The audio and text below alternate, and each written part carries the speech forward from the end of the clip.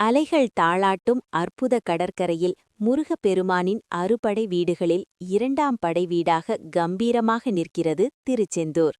இங்கு ஒவ்வொரு ஆண்டும் நடக்கும் மாசி திருவிழா கோடிக்கணக்கான பக்தர்களின் நம்பிக்கையை ஒரே இடத்தில் காணும் ஒரு பிரம்மாண்டமான பெருவிழா.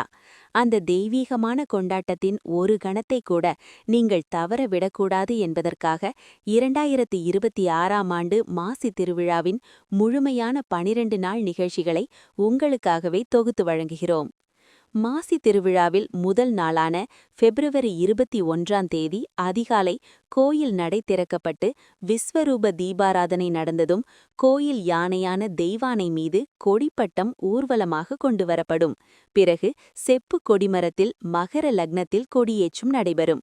இந்த கொடிமரம் இறைவனின் முதுகுத்தண்டாக பார்க்கப்படுகிறது. இதில் கொடியேற்றுவது பிரபஞ்ச சக்திகளை திருவிழாவிற்காக வரவேற்பதற்கு சமம்.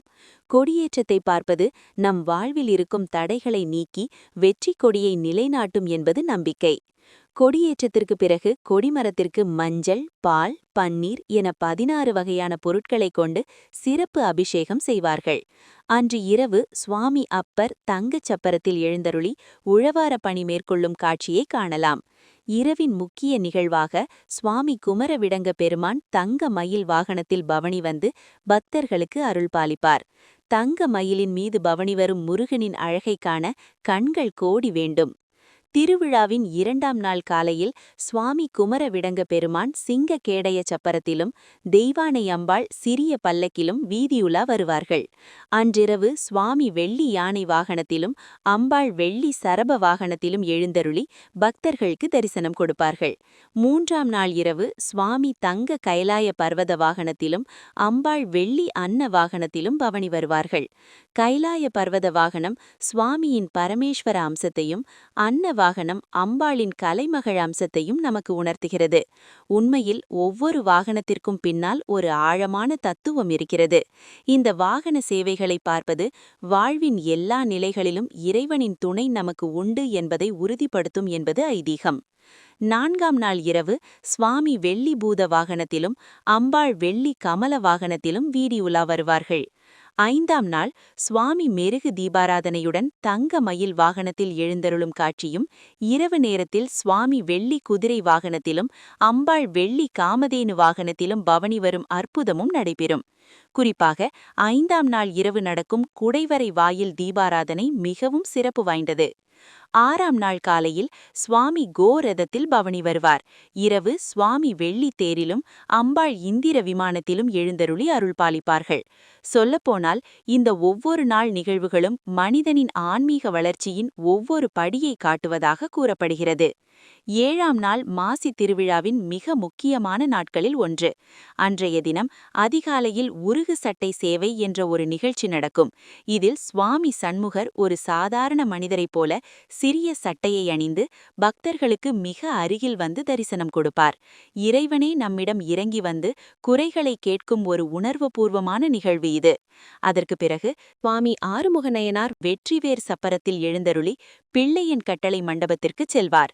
அங்கு அபிஷேகம் அலங்காரங்கள் முடிந்த பிறகு மாலையில் சுவாமி தங்கச் சப்பரத்தில் சிவப்பு சாத்தி திருக்கோலத்தில் எழுந்தருள்வார். முழுவதும் சிவப்பு பட்டும் சிவப்பு மலர்களும் சூடி படைக்கும் கடவுளான பிரம்மாவின் அம்சமாக சுவாமி காட்சி தருவார். இந்த அலங்காரத்தில் சுவாமியை காண்பது வாழ்வில் தைரியத்தையும் ஆற்றலையும் வெற்றிகளையும் கொடுக்கும் என்பது பக்தர்களின் அசைக்க முடியாத நம்பிக்கை. 8ஆம் நாள் திருவிழாவின் மற்றொரு உச்சகட்ட நிகழ்வு. அதிகாலையில் சுவாமி சண்முகர் பெரிய வெள்ளி சப்பரத்தில் வெள்ளை சாத்தி கோலத்தில், அதாவது வெண்பட்டும் வெண் மலர்களும் அணிந்து சிவபெருமானின் அம்சமாக வீதியுலா வருவார். அதன்பின் நண்பகலுக்கு மேல் சுவாமி பச்சை நிற பட்டு உடுத்தி பச்சை இலைகள் மற்றும் மரிக்கொழுந்து மாலைகள் சூடி பச்சை கடைசல் சப்பரத்தில் பச்சை சாத்தி கோலத்தில் எழுந்தருள்வார். இது காக்கும் கடவுளான மகாவிஷ்ணுவின் அம்சமாக கருதப்படுகிறது.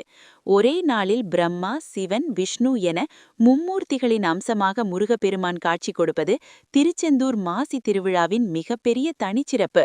இந்த அற்புத காட்சியை காண பல்லாயிரக்கணக்கான பக்தர்கள் கூடுவார்கள். 9ஆம் நாள் இரவு சுவாமி தங்க கைலாய பர்வத வாகனத்திலும் அம்பாள் வெள்ளி கமல வாகனத்திலும் பவனி வருவார்கள். இது அடுத்த நாள் நடக்கவிருக்கும் தேரோட்டத்திற்கான ஒரு முன்னோட்ட நிகழ்வாக அமையும். அன்றிரவு தேர்களுக்கு கடாட்சம் அருளும் நிகழ்வும் நடைபெறும். 10ஆம் நாள் திருவிழாவின் சிகர நிகழ்ச்சியான தேரோட்டம் கோலாகலமாக நடைபெறும்.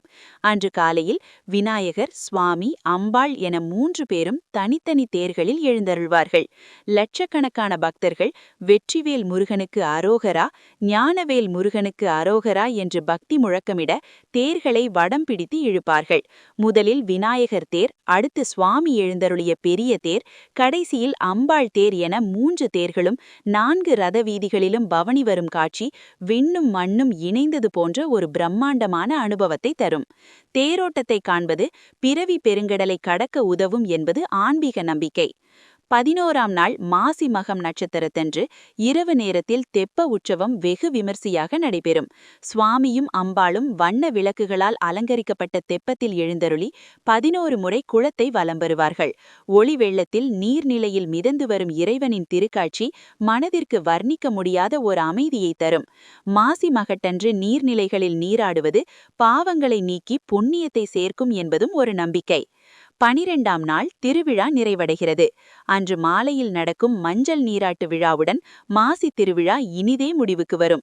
இத்துடன் 12 நாள் நடந்த இந்த மாபெரும் ஆன்மீக திருவிழா அடுத்த ஆண்டு மீண்டும் வரும் என்ற இனிய எதிர்பார்ப்புடன் நிறைவு பெறும். இந்த 12 நாள் கொண்டாட்டத்தில் கலந்து கொள்வது நம் மனதிற்கு புத்துணர்ச்சியையும் வாழ்க்கைக்கு புதிய உத்வேகத்தையும் நிச்சயம் கொடுக்கும்.